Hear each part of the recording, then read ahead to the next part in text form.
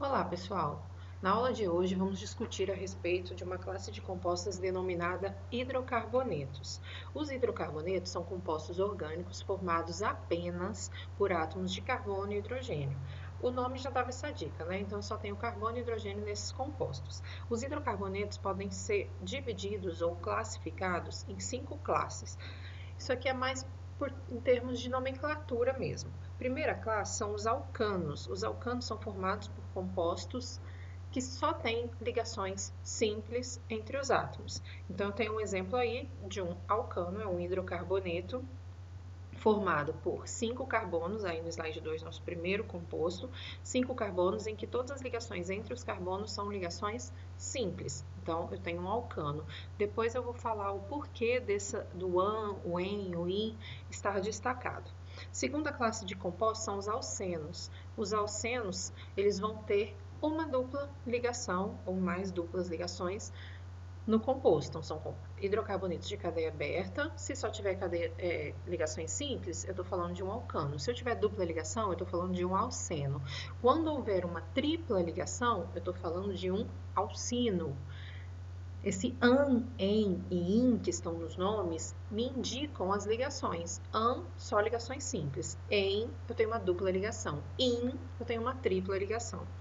Quando esses compostos estiverem em cadeia fechada, além do an e do en, eu tenho que colocar o ciclo para me dar essa informação de que a cadeia é fechada.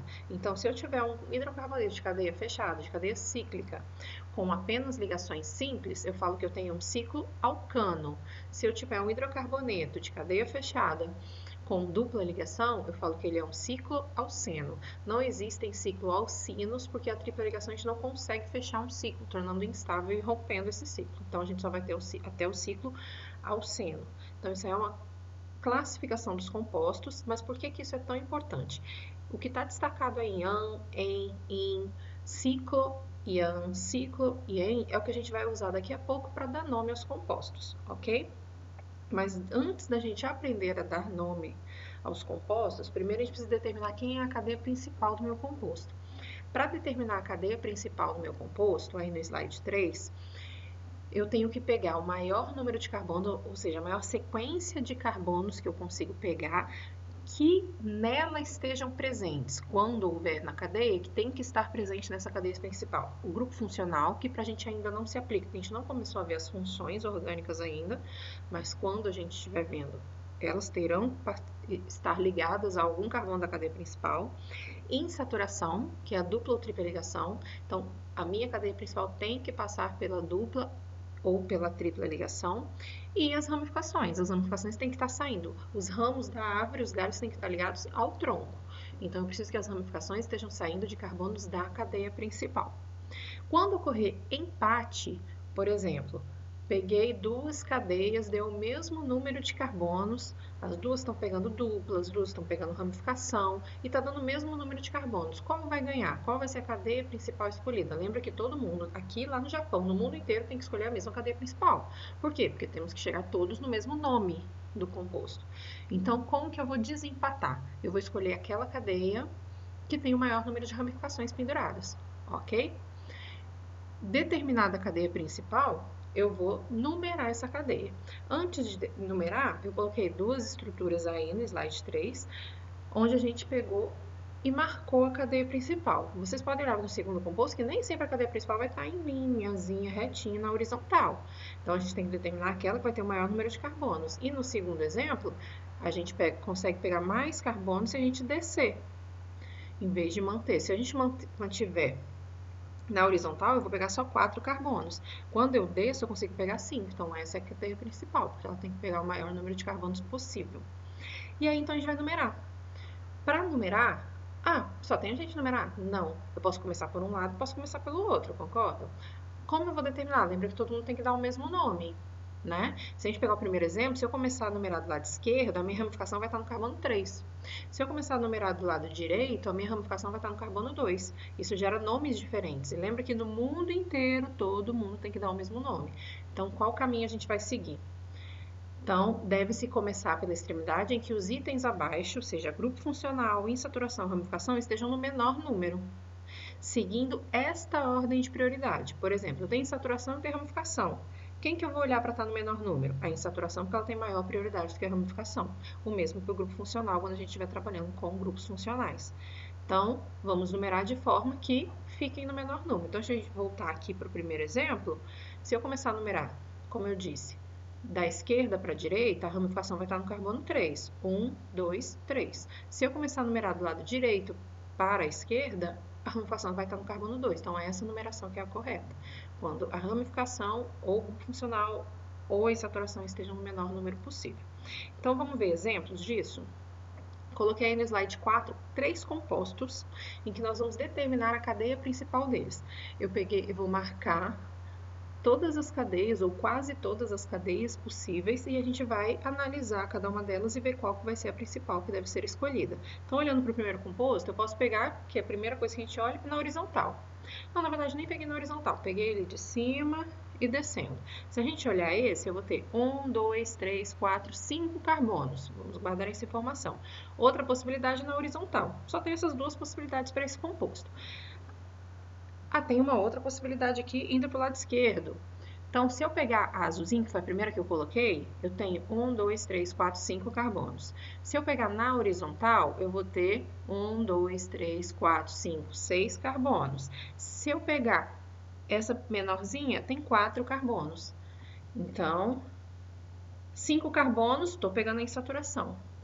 A vermelha, 6 carbonos, estou pegando a insaturação. A verde, 4 carbonos, não estou pegando a insaturação. Então, mesmo se aqui tivesse mais carbonos, tivesse 8 carbonos, não está pegando a insaturação, não serve. Porque no slide anterior a gente viu que a cadeia principal tem que conter quando houver ramificação, insaturação e grupo funcional. Então, a insaturação tem que estar na cadeia principal. Então, qual vai ser a cadeia escolhida?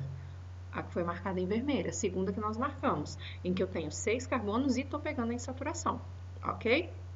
Vamos para o segundo exemplo aí para a gente determinar as cadeias principais.